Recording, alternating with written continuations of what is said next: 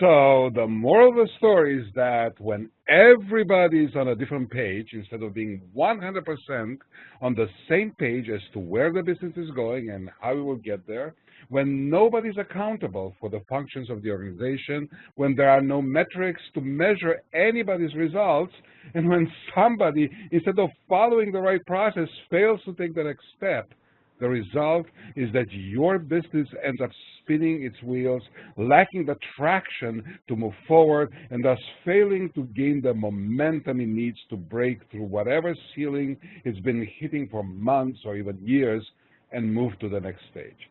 This is philosophically the foundational reason behind the Entrepreneurial Operating System, or EOS. So I have two goals during our time together.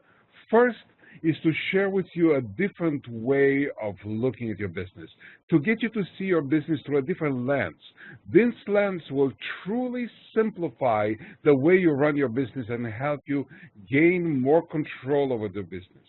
That's goal number one. Second is to give you some tools, a few real, practical, simple tools that will help you get more done, gain more traction, and again, run a better business.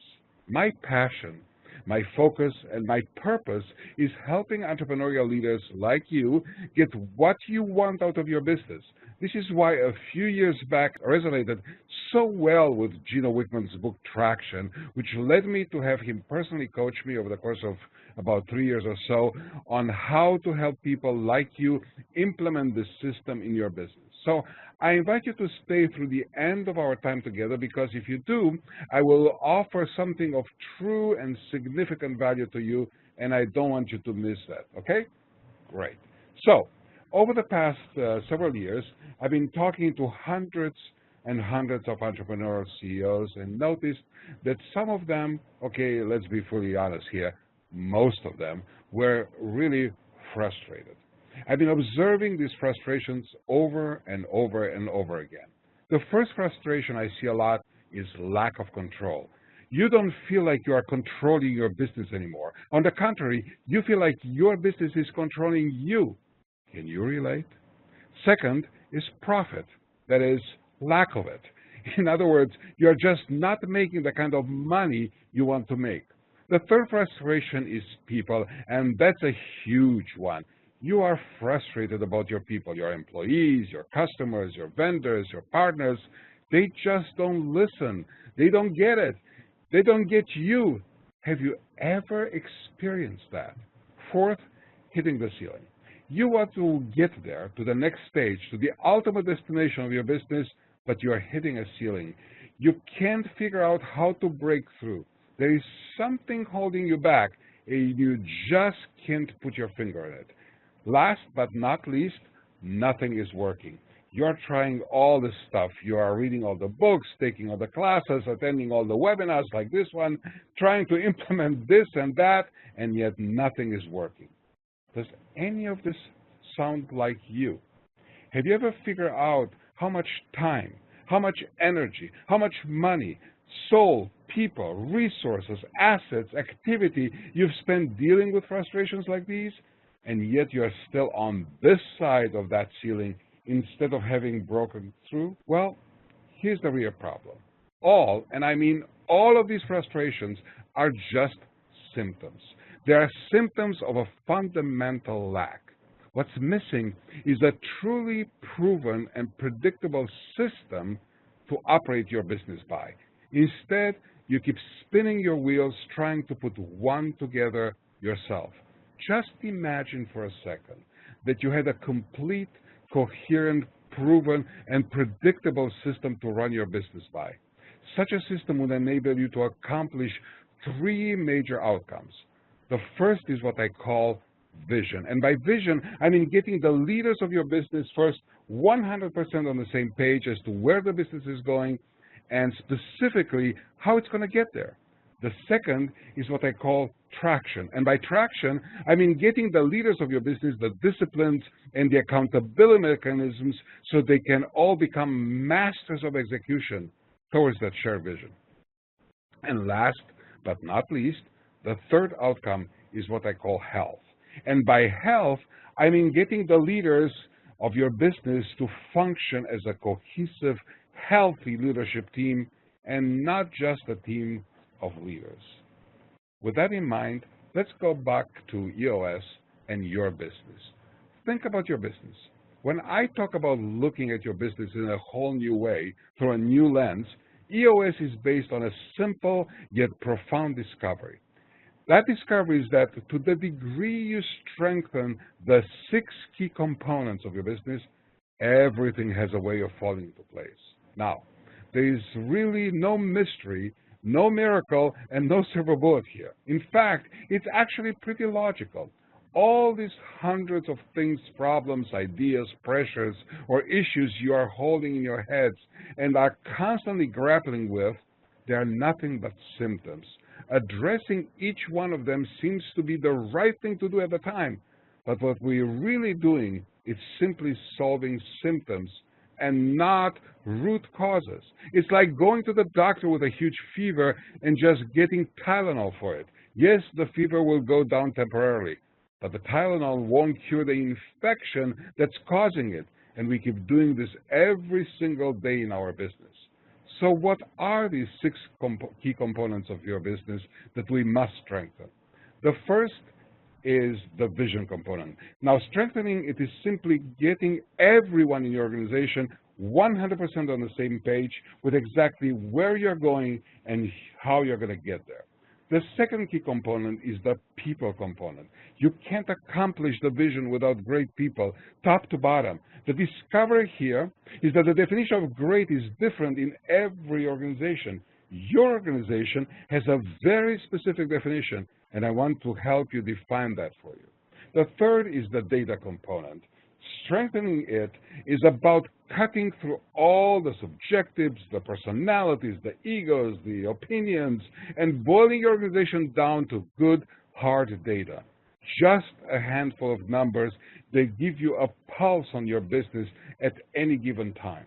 The fourth key component is the issues component. Strengthening this one is like building the collective muscle of solving problems, tackling issues as a team, setting them up and resolving them once and for all at every level of your organization.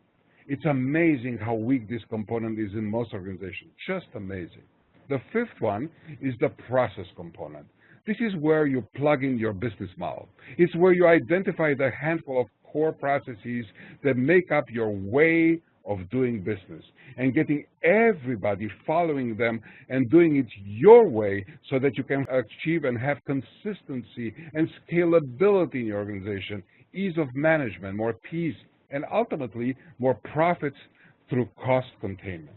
Last but not least is the sixth key component, that is the traction component.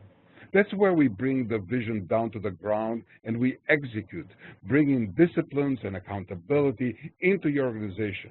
Most visions go unrealized due to the inability to bring traction into an organization. Haven't you noticed it? To paraphrase Benjamin Franklin, vision without traction is nothing but hallucination. So that's the big picture. And for the last 5 or so years, I've been working with entrepreneurial leadership teams, strengthening those 6 key components. By leadership teams, I mean the 3 to 7 people at the helm of an organization. And by entrepreneurial companies, I mean businesses usually, but not always, within the range of 10 to 500 people or $2 to $250 million in revenue that are poised to move to the next stage in their evolution. So let's now take a deeper look into exactly how you strengthen the 6 key components. For each one of these key components, EOS has 2 disciplines, just 2. Incidentally, everything I'm going to share with you, I've personally helped tens of leadership teams implement in their organizations over the past 5 years or so. No theory here at all. So furthermore, at the time of this program, over 3,600 companies worldwide have been going through this process with amazingly successful results. It's simple and it works. So let's start with a vision component. The first discipline is what I call answering the 8 questions. What we found is that to the degree you and your leadership team can answer these 8 questions and be 100% on the same page with the answers to them, you then have a clear vision to take to the rest of the organization. So what are the 8 questions? Let me give you an overview first, and then I'll do a little deeper dive into them, okay? So the 8 questions are, what are your core values? What is your core focus? What is your 10-year target? What is your marketing strategy? What is your 3-year picture? What is your 1-year plan? What are your quarterly rocks? And what are your issues? Here's the interesting discovery. Most of the time, it is not that you don't have a vision. It's that you just don't agree on it.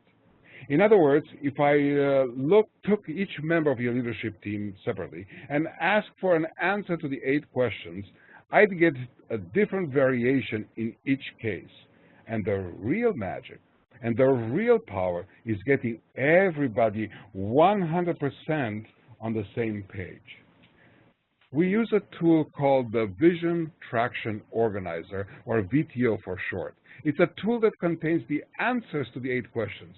Once you answer the 8 questions as a leadership team, we capture it in this document. Every tool I'm about to talk about is free, and you'll be able to download it. Watch your email inbox, and I will send you the links to each and every one of these tools. So the power of the VTO is that it helps you take your vision, your plan, and boil it down to a document this size, 1 large page. That's it. Each of the 8 questions is one of the sections of the VTO. Let's take them one at a time to help you understand what I mean, because there are some pitfalls here and traps, and I want to make you aware of them. So the first question is, what are your core values? Core values define who you are at your core, who you are as people in the organization. It's unfortunate that core values have become just a set of words that look really cool to your customers on your website or on your walls. Instead, we take core values to define who you are as a leadership team. Why? Because your core values stem from your leadership team. That's why I take my clients through a fascinating process of discovering their core values. It's all about them and why they're drawn to each other. The second question is, what's your core focus? Once again, the core focus is not to be defined or invented. It's already there. Like with the core values, the core focus is just a matter of discovering it and articulating it well. Once you're clear on what it is, you can then and must stay laser focused on it as a leadership team and as an organization. Core focus is like the sweet spot on a golf club. In other words, the face of the golf club is large. Its sweet spot, however, is small. And when you hit the ball on the sweet spot, the ball goes further, faster, and straighter. Also, you end up using less energy, fewer resources, less momentum, and with less pain and fewer frustrations. The core focus is composed of 2 parts. First, it's knowing your purpose, your passion, or cause. In other words, why you exist as an organization. Why do you get out of bed every morning, so to speak? Second, it's understanding what do you have as a superior skill to do. When you're doing it, you excel. When you're doing it, you get energy. When you're doing it, you as an organization shine. The combination of these 2 parts make the core focus a sweet spot for your organization. The third question is, what is your 10-year target? This is about where the business is going. What are you working towards? What's your destination? The fourth one is, what's your marketing strategy? Marketing strategy is helping you create a laser focus around your sales and marketing efforts, around all your external communications. While we can get into it during our short time together today, there are 4 aspects to the marketing strategy. Number 1, what is your target market? Number 2, what are the 3 uniques? Number 3, what is your proven process? And number 4, what is your guarantee? I'll take you through a fascinating process of identifying and articulating these 4 pillars of your marketing strategy so all your external communications can emerge from them. This brings us to the 5th question, the 3-year picture. The discipline here is to get out of your head and on paper what your organization is going to look like, be like, feel like 3 years from now. The 3-year picture is coming up with the measurables, the numbers for 3 years from now. What does it look like in the end? And then listing 5 to 15 bullet points that paint a picture of what the organization will look like, feel like, all the different dimensions. These are the upper 5 questions, all under the rubric of vision. So let's now move to the bottom 3 questions, all under the rubric of traction. So to create the 1-year plan, the next question, I take my clients through a process that results in pinning down their target numbers for the year and then list the 3 to 7 most important things that must, keyword, must get done by the end of the year. We call them goals. Ironically, my clients that take on fewer goals, closer to 3, accomplish more in the year. I urge you to do the same. The 7th question is, what are your quarterly rocks? Now, rocks is a term that comes from Stephen Covey's analogy of time management. The glass cylinder, the rocks, the pebble, the sand, the water. I'm sure you are familiar with that. Rocks are just priorities. It's just another word for a goal or a priority. What's vital here is that you create a 90-day world for your leadership team, ultimately for your company. Why 90 days? Because we human beings tend to get off track every 90 days or so. So the leadership team meets quarterly, and I help them get all on the same page by the end of the meeting. Then they go off and execute. Then about 89 days later, they are not even on the same book, never mind on the same page. Has it ever happened to you? If it has, it just makes you and your leadership team normal. It's who you are. It's who we are. We are all human beings first. What that means is that you must come together as a team quarterly, get on the same page with your vision, set your rocks, get into agreement on what needs to get done for the next 90 days. Then you'll put your heads down, laser focused, go to work, achieve those rocks, and then come back up for air. The 90-day world helps you stay on track and focused. I strongly, strongly recommend it. The 8th and final question, as important as the rest, is what are your issues? What are the obstacles, the barriers, as well as the ideas, the opportunities that we need to solve, discuss, tackle to make your vision a reality? Here we just get them out of our heads as a leadership team, admit them, bring them to the surface, and memorialize them so they will never get lost or fall through the cracks until they get solved. So that's the first discipline towards strengthening the vision component. The second one is something we call shared by all. Now remember, just 2 disciplines for each key component we must strengthen. Shared by all means this. Now that you are on the same page with your leadership team and you are all in agreement with where you're going and how you're going to get there, you need everyone to share the vision. How do you do that? You need to teach them, and teach them repeatedly. We do that during what we call the quarterly state of the company. Every 90 days, you should be doing a state of the company with all your people. Some of you have 3 people in the organization. Some of you have 3,000 people in the organization. Whatever that is, they need to see this vision every 90 days. You need to talk about it. Wherever we've been, we need to talk about where we are and where we are going every 90 days. Rule of thumb, they need to hear it 7 times before they hear it for the first time. You do the math. This will also enable you to start seeing the people who don't share the vision. As you do, you've got to start making some tough people decisions. You've got to have everyone's energy up and everybody rowing in one direction, in the same direction. That's the vision component. On to the people component. Again, 2 disciplines. The first discipline with people is getting the right people. Here we're capitalizing on Jim Collins' masterpiece, Good to Great, and his terminology that he's made so popular. Right people in the right seats. The definition of great is different, however, for every company. It's different even among all the companies in the same industry. Right people means this. The people who are right for your organization are those people who embrace and display most of the core values most of the time. And those people who embrace and display most of the core values are the right people. Let me repeat.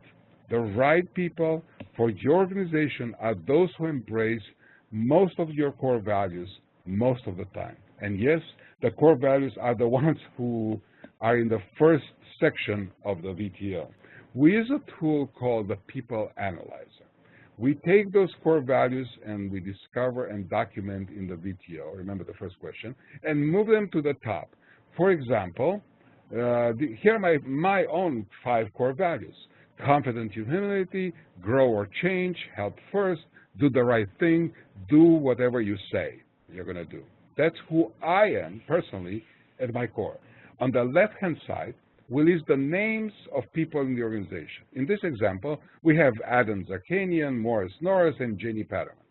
The way this works is everybody gets one of 3 ratings for each one of the core values: a plus minus, or a minus. Plus means that that person exhibits that core value most of the time. Nobody's perfect, but most of the time they embrace that value.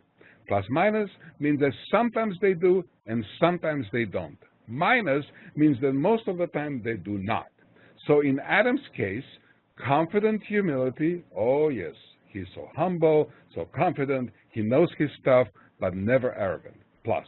Grow or change, he's always reaching, learning, growing, plus. He helps first, plus. He does the right thing and he does what he says, plus, and plus. Now Morris, not so much. And then Janie is right on the fence. Now, when your people analyze a person in your organization, it means nothing until you have set the minimal acceptable standard in your organization for the right person. We call it the bar.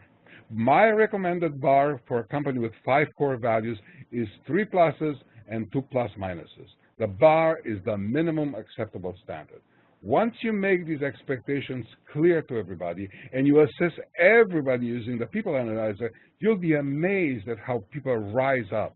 But you'll also have to get ready to make some tough people decisions. Now that we got the second part of defining great people. Right people means they have your core values. Right seat means that they are in the right seat in your organization. You can't know the seat until you've implemented a tool called accountability chart. To do that, I urge you to take a big step back with your leadership team, look to the future, say 6 to 12 months out, and decide what's the right and best structure is to get you to the next level. The accountability chart starts with a couple of basic fundamental beliefs. First, that there are only 3 major functions in every business. And there is a sales and marketing function, there is an operations function, and there is a finance function. And all 3 must be strong to build a great organization. The 4th major function in every organization is the integrator, the person who harmoniously integrates the major functions of the business. Integrators are the glue. They beat the drum. They keep us focused. And that's the basic, generic accountability chart. Once these seats are clear, we'll get to that in just a couple of minutes, only one person can be accountable. Because when 2 or more people are accountable for the same thing, for the same function, no one is accountable. So I'll take you through a process of customizing the accountability chart. The idea is to decide, based on where you're going, what's the right structure for your organization 6 to 12 months out. There are 2 customizations to the accountability chart. First, in 50% of the cases, there is this additional function we call the visionary. The visionary and the integrator could not be more different. The integrator is the person who beats the drum, runs the company, they're accountable for the P&L, they execute the plan. Visionaries, on the other hand, are very different. Visionaries have lots of ideas. They are very creative. They are great at solving big, ugly, critical problems. They are great relationship people. They are great with the culture. So when you have this visionary and integrated dynamic in your organization, you've got to spell it out, because a lot of times these 2 people are co-running the business and bumping heads, and it's creating way too much complexity and sometimes even chaos. You've got to divide and conquer. Get each of them in their unique ability.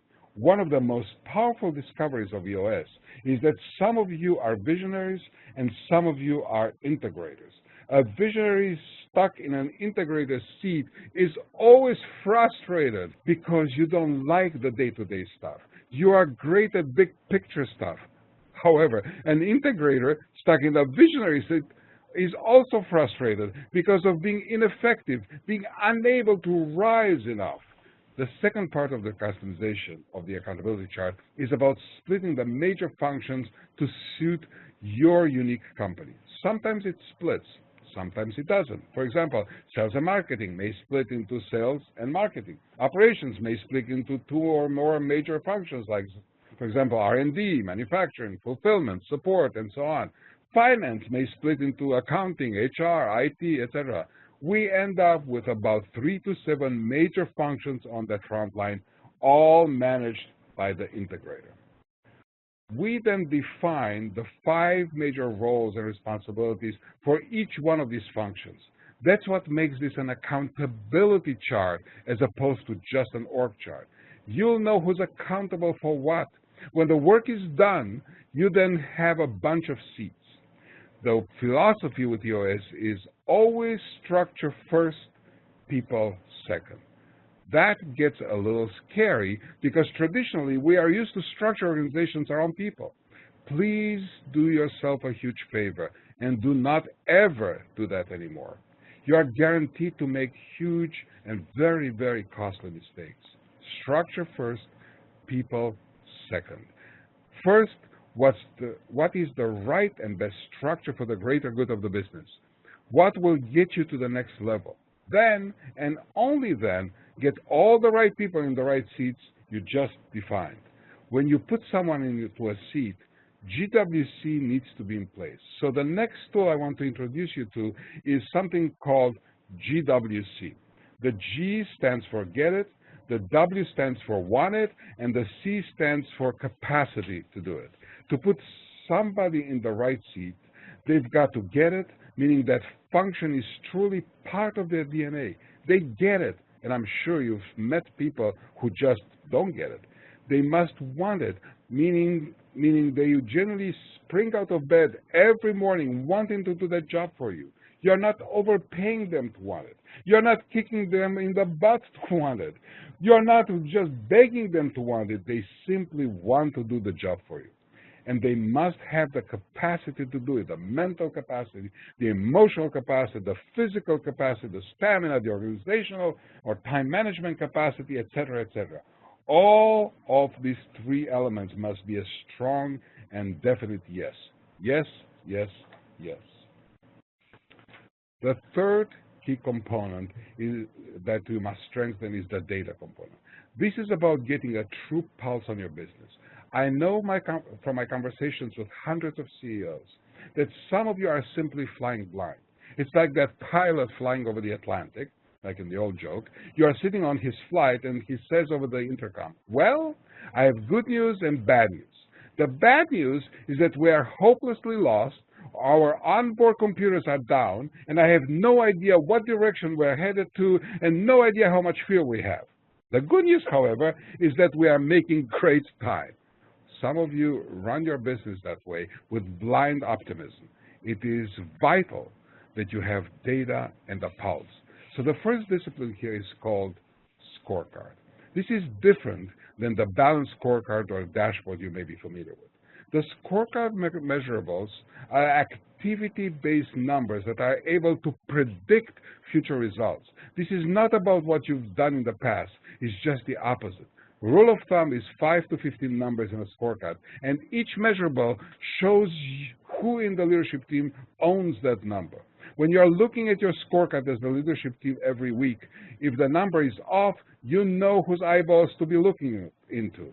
The scorecard also contains the goal you're looking for every single week, so you know what to react to. You then have 13 weeks at a glance, so you are able to start seeing patterns and trends. This will give you a pulse on your business. How do you come up with your scorecard measurables? Well, There's a bit of an art in this, and I guide my clients through an iterative process of arriving at the perfect scorecard for the business over the course of our journey together. To give you a brief taste of it, envision yourself on an island when you can't talk to anybody, you cannot look at anyone, you cannot access mail, you cannot make a phone call, but somebody, however, comes out once a week and hands you a piece of paper. That piece of paper is your scorecard. What are the numbers is the question you need to see on that piece of paper so that they give you a pulse on your business. Measurables are the second discipline here. Now that you have a company scorecard, we then get to a point where everyone in your organization has a number. Some of them may have 2 or 3 of them, meaning a way to measure, to show how they contribute to the greater good of the company. These weekly numbers filter up to the departmental scorecard and then filter up to the company scorecard. So everybody's aligned and they know how they contribute. There is nothing more powerful and impactful on your staff in the way of giving people clear expectations than giving them a number. So does this resonate with you so far? If it does, I actually have a gift for you. I'd like to offer you and your entire leadership team 90 minutes of my time when I will show you all what EOS is, how it actually works in real life, and equally importantly, what process I use when implementing EOS into your own existing functioning business. And to thank you for your time and interest today, I will do it without costing you a single penny. If you want to take advantage of this, simply go to getbusinessmomentum.com/90 minutes, fill out the request form there, and I will call you in a few days to put in our calendar. Since I can only do it a limited number of these free educational 90-minute meetings, I urge you to request it right away. So let's finish up with remaining key components. So now that the vision component is strong, the people component is strong, the data component is strong, we are going to start to smoke out all of the real issues, bring them up to the surface and tackle them.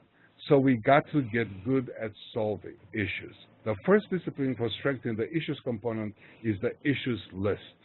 This is a really simple discipline where everyone gets a good at openly and honestly admitting the issues, calling out the issues, populating the issues list, starting to build healthy, cohesive, functional teams, learning that having issues is okay, more than okay.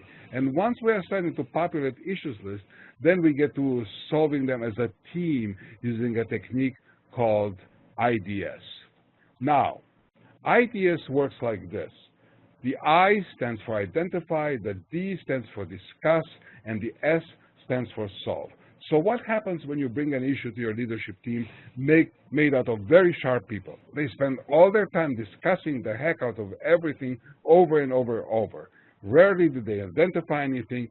Rarely do they solve anything. They just talk about stuff and talk and talk and talk, and they think they're being productive. With IDS, everything changes. Your team looks at your issues list. You pick up the top 3 most important and urgent ones. Never start at the top and work your way down, however. Then you take a number 1 and someone identifies what the real issue is.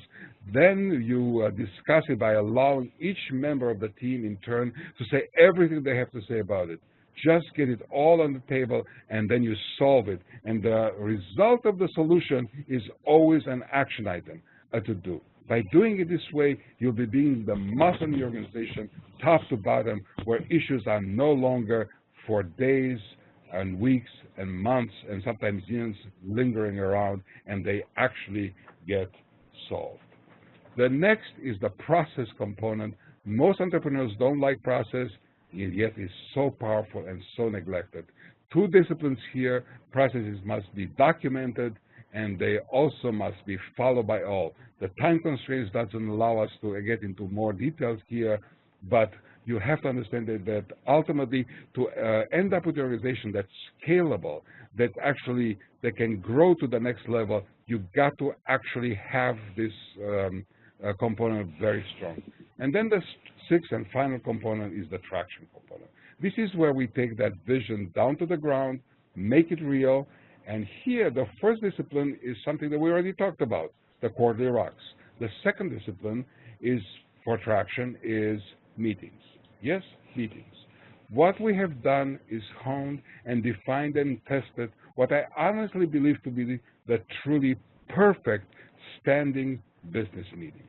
It's been tested and proven literally millions of times. Every single U.S. company follows this to the letter because it simply works so well. It's a time management tool. It saves you 2 or 3 times the amount of time you invest. It's called the Level 10 meeting. These meetings must always be held on the same day of the week, same time, same agenda, start on time and end on time. 5 simple rules. For the leadership team, it's a 90-minute meeting, and here's how it works. You start with some good news. You then report on the 3 most important things in your business. You review your scorecard to make sure that your numbers are on track. You then review your rocks to make sure your priorities are on track.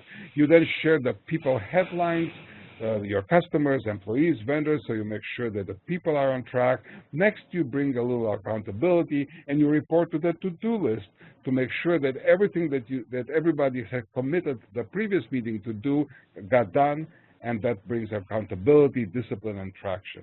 Then that's going to free up a full hour for you to tackle issues.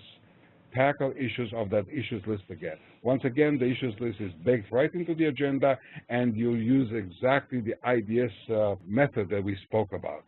So you'll be solving 5 to 10 issues a week.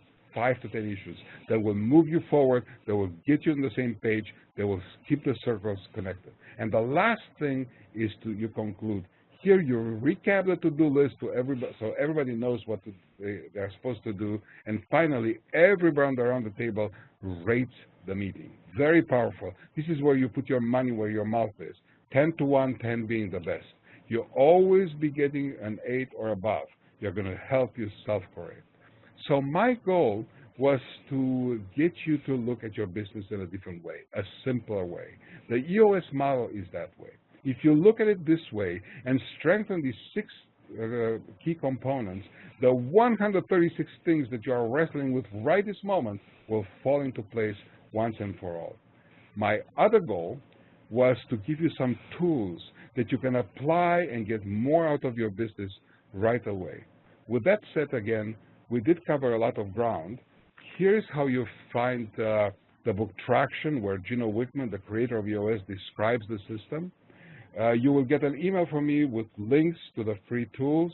But last and not least, if this resonated with you today, let me show your entire leadership team entirely on my dime, the what and how of EOS, all in 90 minutes.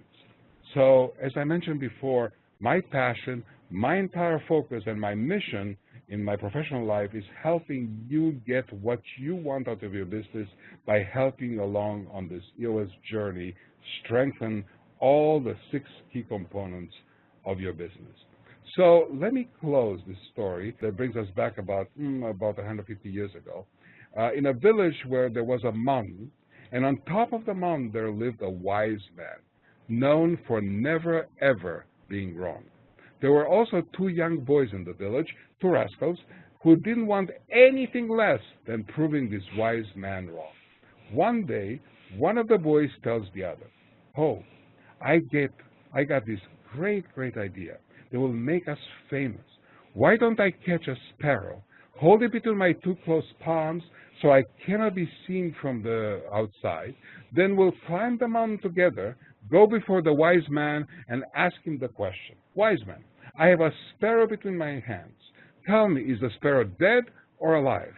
If the wise man says it's dead, all I have to do is open my palms and the sparrow will fly off, proving that he was wrong, and you and I will become famous for proving him wrong for the first time ever.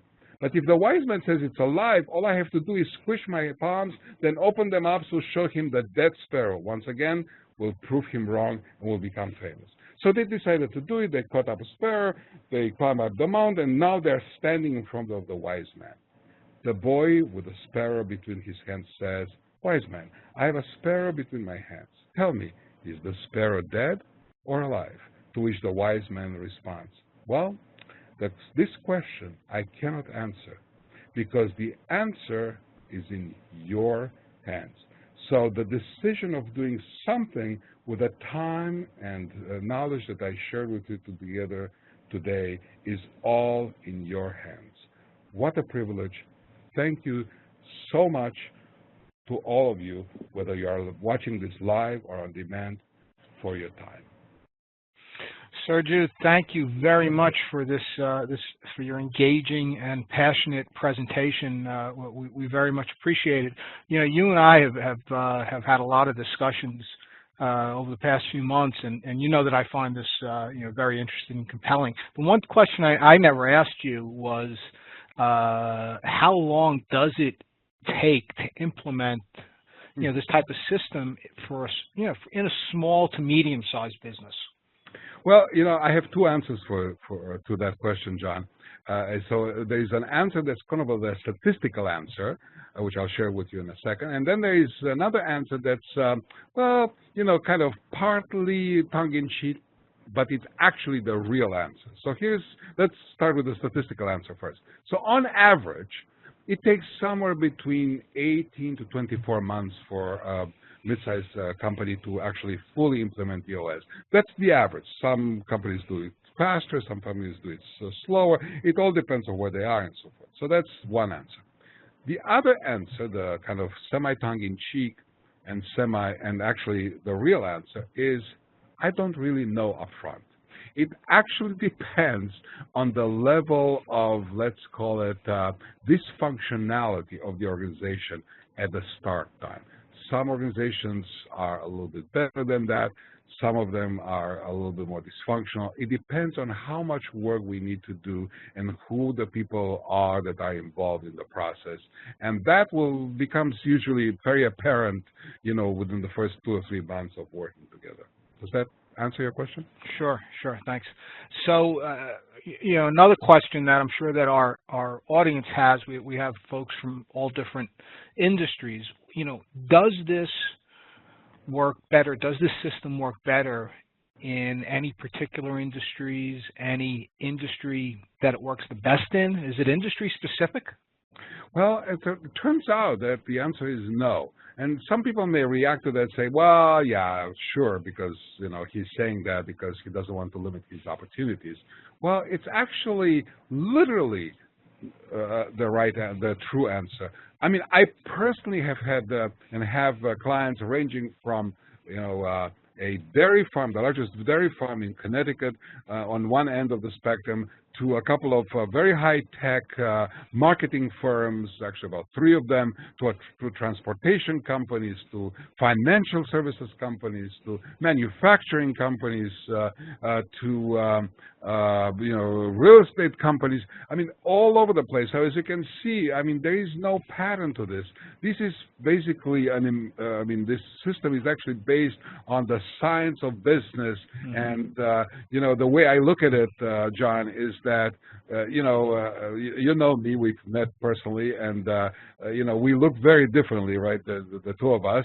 Well, at the same time, gravity applies to both of us equally. We are both subject to exactly the same laws of gravity. So if you and I jump off the 3rd floor of a building, we are both going to arrive and essentially splat on the pavement the same way. So it doesn't matter whether you live in in New York and I live in Boston or whatever. We come from different backgrounds and we have different passions in life or different focuses. The laws of gravity apply equally. Same here. The laws of business apply equally. That's a great analogy. It certainly helps me to understand it a lot better. So you were very kind enough to send me a copy of the book Traction, yes. And it is on my long weekend reading list. It's going to be sitting with me on the beach, so for part of the weekend. It looks very comprehensive and complete. Can this be used as a blueprint to implement in our audience's businesses, organizations? Well, yes and no. So the book Traction is a great book. I mean, it's actually just came out. I don't remember exactly the publication that called it one of the top, in fact, the #1 top book to be read by entrepreneurial CEOs.